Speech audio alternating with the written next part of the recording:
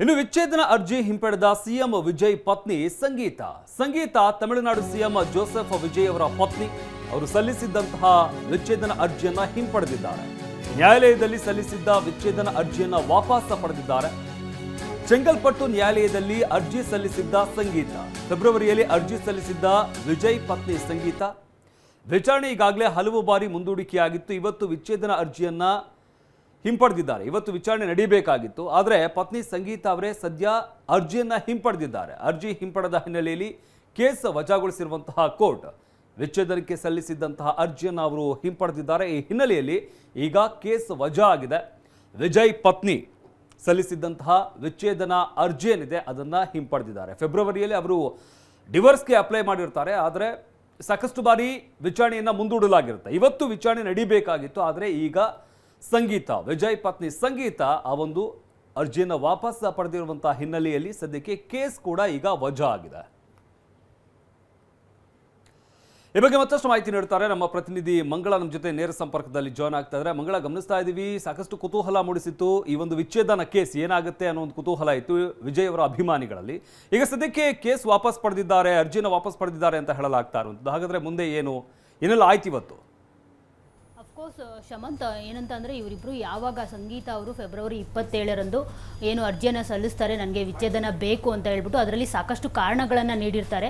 ಏನಂತ ಅಂದರೆ 2021ರಿಂದ ವಿಜಯ್ ಅವರು ಒಬ್ಬ ನಟಿ ಜೊತೆ ವಿವಾಹೇತರ ಸಂಬಂಧವನ್ನು ಇಟ್ಕೊಂಡಿದ್ದಾರೆ. ಜೊತೆಗೆ ನನ್ನ ಜೊತೆ ಭಾವನಾತ್ಮಕವಾಗಿ ಅವರು ಕನೆಕ್ಟ್ ಆಗಿಲ್ಲ 2021ರಂದು. ಹೀಗಾಗಿ ನನಗೆ ಏನು ಡಿವೋರ್ಸ್ ಬೇಕು ಅನ್ನೋ ಒಂದು ಕಾರಣ ಕೊಟ್ಟು, ಜೊತೆಗೆ ಇನ್ನೊಂದಷ್ಟು ಕಾರಣಗಳನ್ನು ಕೊಟ್ಟಿರ್ತಾರೆ. ಅದಾದ ನಂತರ ಏನು ನನಗೆ ಕೊನೆಯವರೆಗೂ ಜೀವನಾಂಶ ಬೇಕು, ಶಾಶ್ವತವಾಗಿ ಜೀವನಾಂಶ ಕೊಡಬೇಕು ವಿಜಯ್ ಅವರು.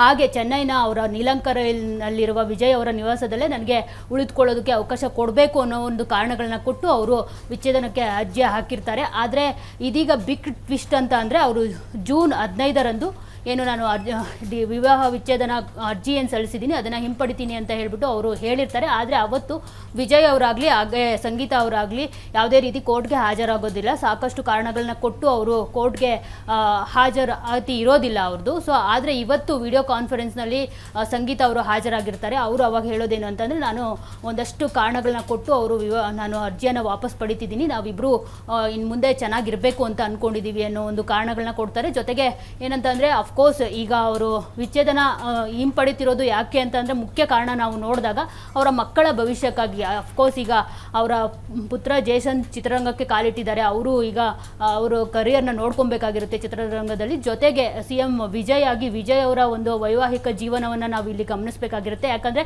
ಅವ್ರು ಯಾವಾಗ ವಿಚ್ಛೇದನ ಪಡಿತಿದ್ದಾರೆ ಅಂತ ಗೊತ್ತಾಗಿದ ತಕ್ಷಣ ಏನೆಲ್ಲ ಆಯಿತು ಡೆವಲಪ್ಮೆಂಟ್ಸ್ ಅಂತ ನಾವು ನೋಡಿರ್ಬೋದು. ಯಾಕಂದರೆ ತುಂಬಾ ಟೀಕೆಗಳು ವ್ಯಕ್ತವಾಗ್ತಿತ್ತು.